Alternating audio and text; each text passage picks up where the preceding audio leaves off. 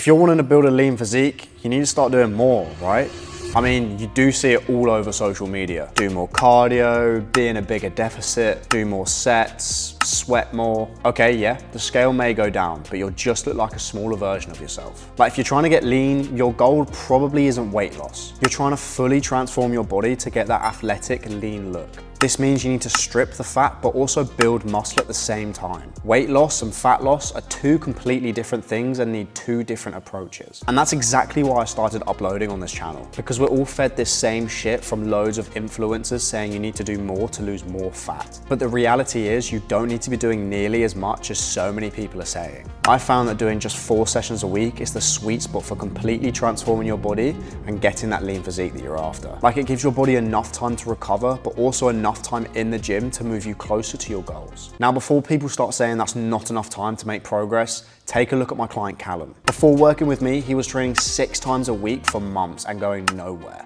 We dropped this down to 4 intentional training sessions a week, and he's now in the best shape of his life. Callum is literally living proof that doing less is more. Now, the training split that we used is actually really simple. Monday is an upper session, chest, back, shoulders, and arms. Tuesday is a lower and ab session. On Wednesday is a rest day, but we might add in some recovery depending on how we're feeling in the week. Thursday is my favorite day, and that's chest and back. Friday, we have another rest day, and Saturday is shoulders and arms. Sunday is the final rest day of the week, and we want to prepare ourselves for the next week of training. This training split allows you to train each muscle group twice a week with enough recovery between each session. Other than legs, that's only trained once a week. This is because I've found that legs take the longest to recover, and you can still make some decent progress when you train them just once a week. Each session should only run for 60 to 75 minutes max. If you want to see any progress at all, the training sessions have to be built around high intensity and progressive overload. Try and utilize compound movements, as this gives you more bang for your buck when it comes to muscle engagement and stimulus. For each training session, I try and only have 2 to 3 compound movements per muscle group. For the isolation movements, I would only go for 1 or 2. For example, on chest and back day, I'll do 1 incline pressing movement and a chest fly variation. For the back exercises, I'll do 1 vertical pull movement and 2 different horizontal pull movements. That session has literally just hit every single head of each muscle group that you're trying to work.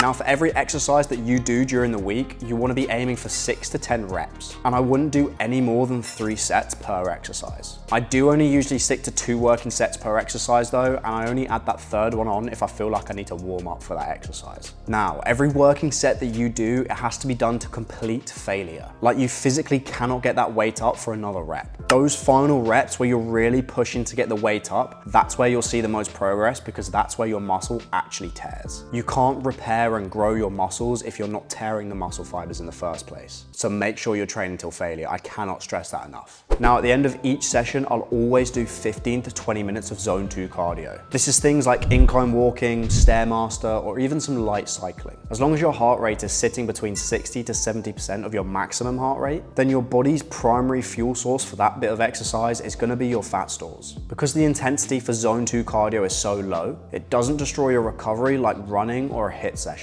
This means it's easy to consistently do 4 times a week after each session. And even better if you can add extra days on just doing zone 2 cardio. Now, in between sessions throughout the week, I'll always aim to hit 10,000 steps a day. This is literally a secret weapon because it can burn upwards of 300 calories a day. Now, 10,000 steps a day does sound like a lot, but if you break it up, it's actually not that bad. See, 10,000 steps will roughly take you 1 hour and 30 minutes. Just split it up throughout the day. 30 minutes in the morning, 15 minutes at lunch, 30 minutes in the afternoon, and those extra 15 minutes will just be you walking around, going to the toilet, or just getting a drink. That's literally it. You don't need to do anything else with your week because the food will do your heavy lifting. Now, if you enjoyed this video, YouTube also thinks you might like this video. Let's see if they're right.